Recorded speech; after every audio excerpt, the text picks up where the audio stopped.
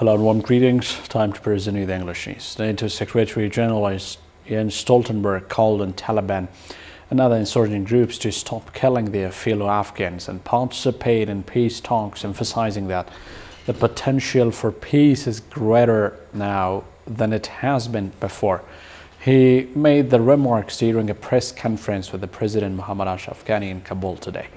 He said, "I call on Taliban and other insurgents to stop killing their fellow Afghans. The Taliban must understand that continuing the fight is pointless and counterproductive," the NATO Secretary General said, adding that they must sit down at the negotiation table. He said that the potential for peace is greater now than it has been in many years. So we need an Afghan-owned and led peace process, and it must be inclusive.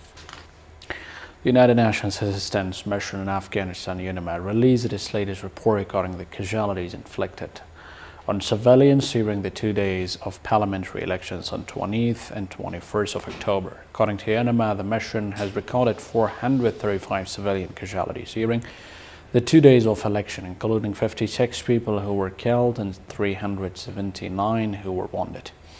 The reports by this institution revealed the majority of casualties were inflicted during the first day of election, on October 20, during which 52 deaths and 339 injuries were reported.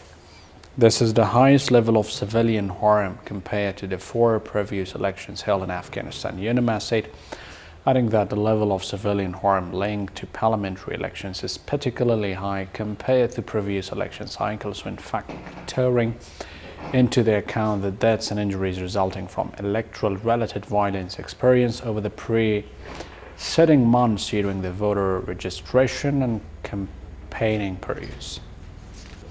The presence of migrants marching in a caravan traveling from Central America to the United States can already be felt in their temporary location, the McDelly near Mexico Sports City in eastern Mexico.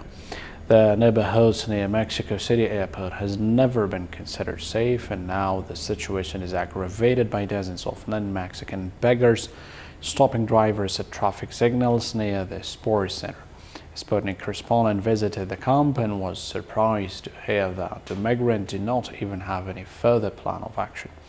Most of these migrants, who are mainly from Honduras, do not have a clear plan what to do next. These migrants, mainly aged between 20 and 25, have left their home country in an attempt to find jobs and better life which Honduras cannot provide.